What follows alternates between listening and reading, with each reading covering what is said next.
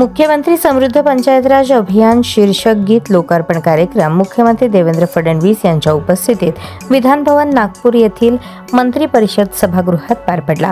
कार्यक्रमात दूरदृश्य प्रणालीद्वारे सहभागी झालेल्या सरपंच, ग्रामविकास अधिकारी, गटविकास अधिकारी, मुख्य कार्यकारी अधिकारी यांना मुख्यमंत्र्यांनी मार्गदर्शन केले। यावेळी ग्रामविकास विभागाचे अधिकारी आणि इतर मान्यवर देखील उपस्थित होते।